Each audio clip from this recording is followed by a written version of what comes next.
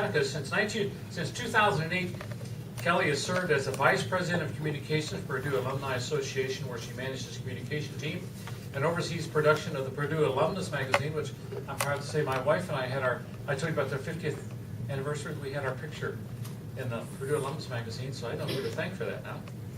She also serves as the lead planner for the Boilermaker Ball and the Alumni Association signature event.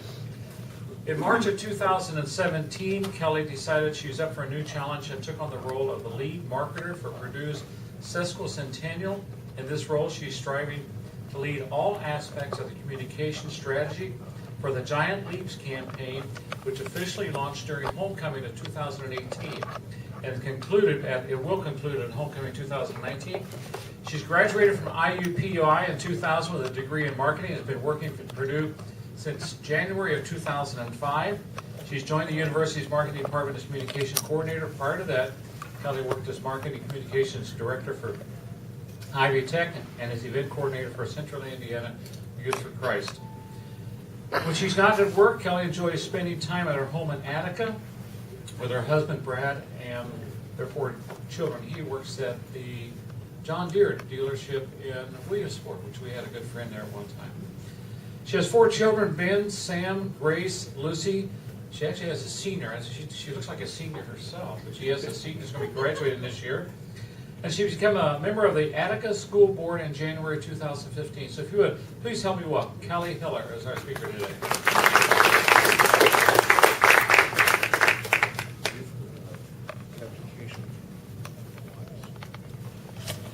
Well, thank you for having me and for those who braved the weather today to come out. As Rodney mentioned, we are in the middle of our Giant Leaps campaign. So we officially kicked off the 150th and homecoming of 2018, and the celebration, come higher, there we go, celebration, yeah, that'd be great, will continue through homecoming of 2019. And so I thought it would be, for those who haven't heard a little bit about the background of the campaign, I give you a little bit of an overview before I kind of jump into what all is being planned. And so as we were looking, what to do for the 150th, all kinds of universities, are, particularly land grants right now, are celebrating anniversaries. And so what were we going to do that stood out a little bit from the pack? There's all kinds of different taglines that you could apply to your anniversary or university, and it could describe anyone. So we really wanted something that would distinguish us from other people, something that we could own and was iconic. And so when you talk about Giant Leaps and, of course, the iconic footprint, that is really something Purdue can own and can distinguish us from other universities celebrating their anniversaries and give us a little bit higher up platform. And so that's what we were looking for. And in addition to all of that, is that the 50th anniversary of the Apollo moon landing will be this summer on July 20th. So there'll be a lot of exciting things happening this year that go along with the Giant Leaps campaign. And it also is really something that we can use in leaping forward. Purdue takes giant leaps all the time in our research, in athletics, in our programming, in our curriculum, all kinds of different aspects. But in addition to giant leaps, there's a lot of people, a lot of students that come to Purdue, and they're taking their first small step. There's alumni out in the world leaving their footprint. So there was a lot of different directions that we could go with this campaign that really would tell the Purdue story and share the story of our Purdue family with people around the world. So that is how the Giant Leaps campaign came about. And the other thing we really wanted to focus on was looking ahead. As a part of any anniversary, you want to honor your past. You want to honor the traditions. You want to honor the accomplishments that have made your university what it is. But we also wanted to use this as a platform to tell the world what is next for Purdue. And, what grand challenges are we working on solving? What things are we doing differently? What legacies are we going to leave behind as a part of this anniversary? So as you can tell, probably if you've been watching the Purdue website, the news releases coming out, social media, a lot of our efforts have been looking at forward-looking, research-focused on what's coming up, what's looking ahead. You will definitely notice the campus has been dressed for the anniversary. We have our Giant Leaps banners up, as well as our 4 theme areas. So these Giant Leaps themes is all the different content areas that we have been looking to focus on throughout the campaign. And it's really been interesting and a joy to see all the different colleges and units participating and amplifying their different areas to align with these different themes. And they've done it in a lot of really creative and innovative ways. More campus branding pictures you'll see all over campus. A few of the legacy things, different projects. Here's an example of one. The University Development Office, you'll notice, if you've been to campus, State Street has kind of been a mess from off and on, and it's still being worked on with hopefully a completion of the project in May of this year. And one of the things they are doing are these commemorative benches. So installing more benches along State Street that are 150th themed. So that is a project that the University Development Office has taken on to assist with that project. The Giant Leaps website, which is takegiantleaps.com, and the website address is listed on that flyer that Rodney passed out. And this is really our campaign hub. This is where all the different news about the campaign is coming out, all the different event information is posted there, background about the campaign. So it's really a great place to go to learn more about what is happening with the campaign. And here I highlighted the themes a little bit more. So everything we are putting out, we're trying to ladder up to these themes. These are themes that align with the focus and the objectives of the university. They're themes that we're, from a content standpoint, measuring ourselves against other peer institutions. We're trying to drive more online conversations around these themes. One of our metrics for the campaign is to continue to establish Purdue as an intellectual thought center, primarily among our peers. So another underlying strategy here is to hopefully throughout the campaign, this isn't just a celebration, but a series of strategic moves and endeavors. We're hoping to, it's not something that's going to happen in a year, but over time, influence different rankings is also an objective that we're working on, in addition to driving a lot more online conversation and increasing our public relations efforts. So with the celebration, it would be really easy on our anniversary kickoff or finale to throw a giant party. That would be so easy to do, get the cake, the balloons, and those types of things. And I'm sure that there are parties happening, but that's just not how Purdue does things. So when we do things, we always think about, when we're spending money, are we good stewards? These dollars could go towards scholarships, so that at the end of the day, it makes it really hard from a social perspective to justify a giant party. So we decided with the influence, and this was something that was really important to President Daniels, is that we will really drive an intellectual conversation for the year. So our signature events for the anniversary are these Ideas Festival events. All of the Ideas Festival events are the signature events of the Sesquicentennial, and they are events that align with one of those 4 themes. So it can be a conference, sometimes it's a speaker, but to be an Ideas Festival event, we have chairs that oversee it, so there is an approval process, but the event has to be open to the public.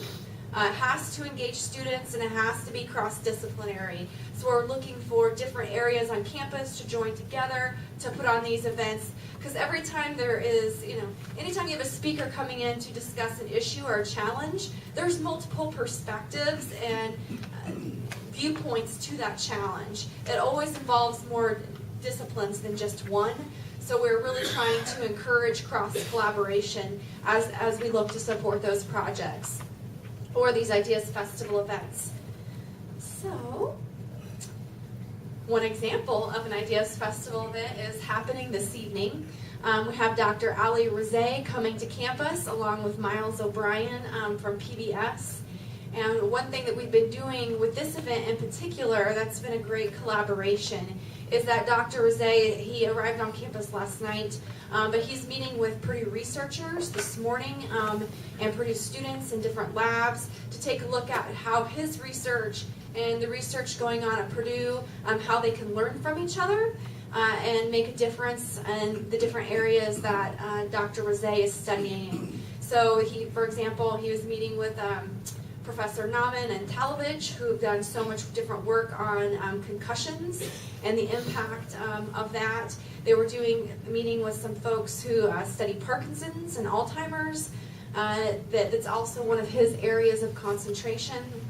And then tonight during the event, which is a different format than we've had so far, Miles O'Brien is going to be on the stage talking with Dr. Rosé, and during those conversations, they're going to be playing video vignettes of Purdue researchers and the research that they're doing in their labs, and then discussing, the significance of that work and how it aligns with Dr. Rosé's work.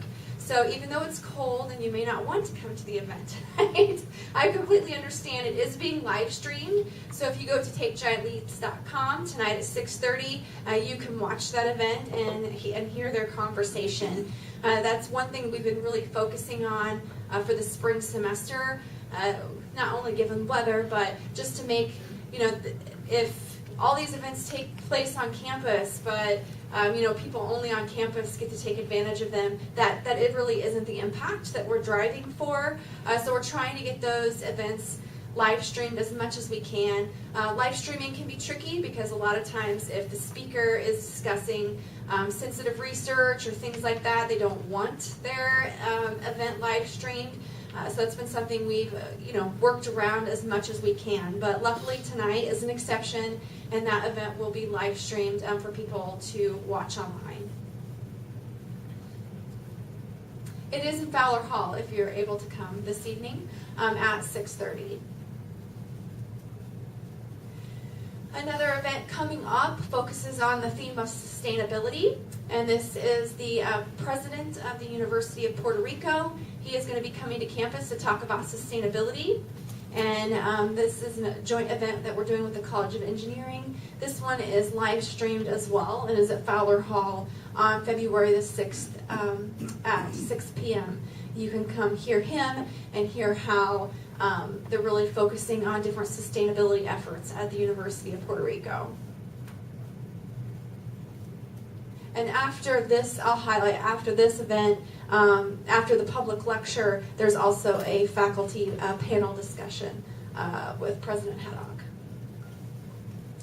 Another topic, along with the health and longevity line that we're going to be exploring is mental health, and what if the world embraced the mysteries of the mind. We have a mental health expert coming in just to talk about different aspects of mental health, and that will be happening on February 12th at 7 p.m. also in Fowler Hall. And that one will be live streamed as well. In the line of artificial intelligence, what if AI tools punish the poor? There's a lot of research being done about how the different algorithms and AI through different search vehicles actually stereotype people more than people often do. So she is going to be exploring that topic. Her talk will not be live streamed at her request. So that's one, if you want to hear that, you do have to come in person. We are going to have a summary. I have a writer who's going to be covering that event, who will be writing up a summary of her comments that will be posted on the Giant Leaps website, so you can find out about her talk there as well. Another joint event that we're doing with Miles O'Brien, we're bringing in Caleb Harper from MIT, who's going to be talking about what if your food was digital. And really, a lot of his research has to do with growing food indoors in different environments to increase food production. So he is going to be here talking about that. That will be live streamed. That will be 6:30 on February 26th at Stewart Center in Fowler Hall. Next, we're going to have astronaut Scott Kelly. He will be joining us on March 5th. This event will be live streamed. But it is a ticketed event with his security requirements. It has to be ticketed. The tickets are free, but you'll see more information coming out in the press release and on the website about how to get your free ticket. It just requires a ticket for entrance. So these are just some of the events coming up to give you a flavor for what's happening. Other ones that are going to be coming up this spring, we just found out actually this morning that Sully Sullenberger will be here on April the 5th. We're excited about that. It's a spring game weekend, Spring Fest. It'll be a great time. I think we're going to do that one in in Elliott Hall. So hopefully we can accommodate as many people as possible. But all the details, like I said, we just got confirmation from his folks this morning that he was willing to come to campus and do that. So we're pretty excited for him to share his story with us. What date, please? What date? April the 5th. No problem. Another individual that we're having in, Sully can maybe go the AI category, but we are having some speakers that we are just calling them the Giant Leaps series that kind of has replaced the presidential lecture series for the year, but they don't ladder up to a theme necessarily, but there are people who want to participate in our anniversary, and we're not going to tell them no. So we're having them to campus. Another one of those that falls into that category is Ted Allen from the show Chopped. He's a Purdue alum, and he wanted to come back and participate in the anniversary, so of course we're going to have him back. He's going to be here on February 20th, which is exciting because he hasn't maybe done a lot with Purdue to this point, so we're really excited to host him on campus and have him come back. So that will be on February 20th, and that will be a ticketed event as well. So more information will be coming out about that. Free ticket, you just have to have a ticket. I'm trying to think, Condoleezza Rice is coming on October the 9th, and that will be the weekend of homecoming. And homecoming, the joke around campus is that there's going to be nowhere to stay, so everybody should put their house up on Airbnb because homecoming 2019 is going to be so crazy. So there will be the astronaut reunion will be happening. It'll be the campaign finale. It'll be the finale to the Ever True campaign. So there will be a lot happening. On top of all of this excitement, the union is closing the end of May for renovation. Oh no. I know, it's going to be so awesome. So the first floor of the union is going to be closing for renovation. That includes the hotel. All of the vendors, the storefronts are being relocated. Right now, it looks like the visitors center is going to be moving into Stewart Center temporarily. I haven't even heard yet where all the different businesses are going to be going, but it is definitely going to make things special. I've seen the renderings of what the new hotel and restaurant spaces are going to look like. It's way overdue, but it's definitely going to be a big inconvenience for this year. But in the end, it will be worth it. I haven't heard yet what the plans for the ballroom space is going to be, if they're going, because there's a lot of weddings that happen in the summer months. I'm not sure how they're handling that yet, if they're going to keep the ballrooms open and honor that. I'm sure all those details are being worked out, but we just got wind yesterday that when exactly the hotel section was going to close down. And it's been a big deal on campus because they're already dealing with other hotels in the area, price gouging for homecoming of this weekend. Some hotels are requiring a 3-night minimum. So it's going to be something. But we'll work through it. The finale will come and go no matter what. So it'll be great. But that will be definitely a big weekend on campus. I mentioned earlier the Apollo 11 anniversary. So that is July 20th this summer. We wish it was a time when students were going to be on campus, so that'll make it a little bit different experience for us. But there definitely will be day-long activities happening on the 20th. We're looking into that. There's going to be some type of static air show out at the airport, the different things, of course, a lot of activities surrounding the Neil Armstrong building. There is an Armstrong documentary that's coming out that we're going to premiere, I think, that day and have the director in, as well as possibly the author of his autobiography, and to do a book signing on the 18th. We were hoping we could get it scheduled for the 20th, but it just didn't work out with Gene Krantz, the flight director, is going to be on campus and is going to give a presentation. The 20th didn't work for his schedule, so we're going to have him in late afternoon, the 18th, and that information will be on the website as well, to do a talk and share with us his insights from that experience. So there'll be a lot of activities you can manage on campus that day as well. So it's going to be a great and exciting year. A lot of the fun things are happening. A lot of guests coming back to campus that we're really excited about. Giving those students on campus this year some real unique opportunities to hear from different people and different areas of expertise and perspectives. So we're excited, and we hope that you can all join us, hopefully in person some, but on days like this, I understand if it's virtually as well. But I'm happy to answer any of your questions you might have about any plans or anything like that. Any questions? Any questions? There's a lot of anniversaries happening on campus this year, so I know you'll hear pharmacy has a significant anniversary. I know Vet Med is celebrating, I believe, an anniversary. Harry's turns 100 this year. So the students are excited about that one. Yeah, they're having a big celebration. They turn 100 Labor Day weekend. So you might want to avoid campus that weekend, I'm just saying. Yeah. You said they're doing renovations, I would say, not only the hotel, but the entire the whole union, the ballrooms, the whole building. To some degree, yes. They're doing a lot of kitchen renovations as well as restaurant renovations. So a lot of different, I'm not sure the exact extent of it, but I do know most of the first floor businesses are being relocated for the year. Are you talking about ground floor restaurants? No. So like Amazon store, Welcome Center, that area. So first floor, not ground floor. Yes.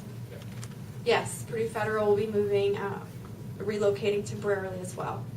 Yes. Now, this may be prohibitive relative to numbers, but has there been any thought given to a model like Colt World Series and exchange programs where residents of the community will say, hey, we can, I'm not talking about Airbnbs, but we'd be more than happy to have 2 people at our house for homecoming. Sure. And Yeah, I don't know. when I was in Purdue band way back Yeah. when, we went to Michigan. The band members all stayed in people's houses in Michigan. I have a feeling people are going to get pretty creative as it moves along. I would expect, like you said, alumni groups hosting. I'm not sure what all conversations or organizations happening at the Alumni Association or even within the University Development Office. But, that's definitely, I think, something they're going to have to explore in order to accommodate The people. motels are gonna go nuts. Oh, yeah. There's no doubt about it. What an exciting job you have. Well, it is, yeah. It's been a lot of fun. It's a little crazy, but that's why I decided, I've been at the Alumni Association quite a long time, and just decided this was a great opportunity to do something different that, hopefully at the end of the day has an impact. Yeah. Now I'm going to put you on the spot. You don't Sure, have to answer that's this. okay. Have the line. What are they going to do with the thing that they took down from the Dean of Women's Students or Dean of Students at Senior County? Is there something about that? I know, I don't have I was in earshot of those conversations, to be totally honest. And I know they were working to relocate that, and it was a part of the new plan. I just can't remember exactly where it was going to be placed. And what you're referencing is the new, right there in the corner of State and Grant. There was it has a better name than this, like the concrete Purdue University there in the corner. They're redoing that gateway. And so there was some significant historical markers that needed to be moved temporarily, but I do believe they were incorporated to the new plan. Yeah. Yeah. Is there any place where there is a paper form of the schedule for people like me to pick up rather than going online? Yeah, no, that is just the website. Right now, there is not, because I'm being honest, it like changes every day. That would be the challenge of doing it. And I mean, I've had 2 meetings this week where I've already been like, oh, no, don't use that version. I had to make updates yesterday. Because when you're dealing with speakers, I mean, you're at the mercy of their schedule. So things shift and move pretty frequently, unfortunately. I wish I had it all nailed down and I could print it. My job would be a whole lot easier. We have lots of pages. Yeah. Yes. What's the process that you have in mind for getting tickets to the ticketed events? So you will be able to get them online as well as at the box office. I believe the tickets for the Scott Kelly event, I believe they become available on Monday. It's either Monday or Tuesday. I have to go back and look. But you can either get them online or through the Purdue ticket office there in Stewart Center. We'll have tickets available. For Ted Allen, we just honestly found out about that event 2 days ago. So they're currently working out the logistics of how those tickets are going to be handled. The Ted Allen event is a little bit different in that it is an event being organized by the Purdue Student Union Board. And so whenever the Purdue Student Union Board brings a speaker in, I mean, their first priority is students. So students will get into the event with their Purdue ID, and then we will have 500 general admission tickets. So if you're not a Purdue student, you would need a general admission ticket to get into the event. Because, of course, they're wanting to encourage student participation through their efforts. And they're the ones supporting that event. We're just coming alongside them and helping. What's the date on that again? The Ted Allen event is the 20th of February. Any other questions? Thank you. Good job.